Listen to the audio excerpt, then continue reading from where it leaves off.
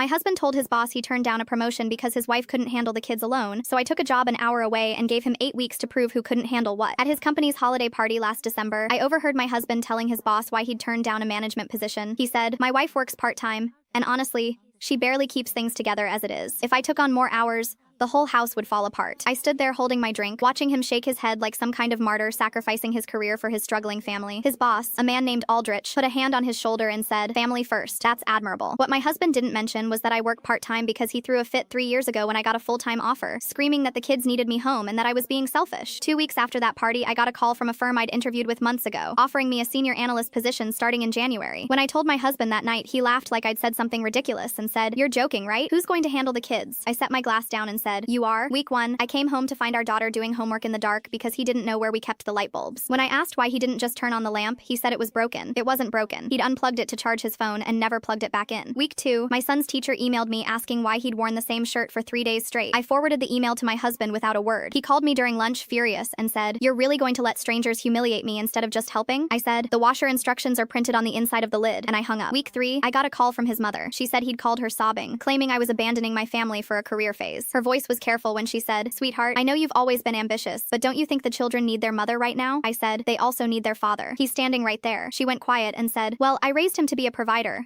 not a babysitter." I didn't respond. Week 4, the school nurse called me during a client meeting. My son had fallen on the playground and needed to be picked up. She said she'd tried my husband 8 times with no answer. I excused myself from a $200,000 account review, drove 40 minutes, and found my son in the front office with dried tears on his face. That night, I found my husband in the garage organizing his golf clubs. I said, "The school called you 8 times. He didn't look up. He said, "I was busy. You handled it." I said, "I left a client meeting worth more than you make in a year." He shrugged and said, "See? This is exactly why you shouldn't be working full-time. You can't do both." Week 6, he sat me down and said, "This isn't working, and I think you need to quit before you destroy everything." I said, "Absolutely not." He said, "The kids are miserable, the house is falling apart, and you're never here when it matters." I said, "I'm home every night by 6. You're the one who's never present." His jaw tightened, and he said, "Fine. I'm going to tell Aldrich exactly what your little job experiment has done to this family." The night of my first quarterly review, my manager told me I was exceeding every benchmark. I drove home feeling lighter than I had in years. When I walked through the front door, I found my husband sitting rigid on the couch across from Aldrich, who was perched on the edge of a chair staring at the carpet. My husband's eyes were red. He'd invited his boss over to prove that I was the problem, but the kitchen behind them told a different story. Dishes crusted in the sink, cereal scattered across the counter, a permission slip stuck to the refrigerator with a date circled from 3 weeks ago. Aldrich stood up slowly. He looked at my husband and said, "You told me your wife couldn't manage. You made me feel sorry for you. I gave the Whitmore promotion to Jensen because of your situation, and Jensen relocated his entire family across the state for that role.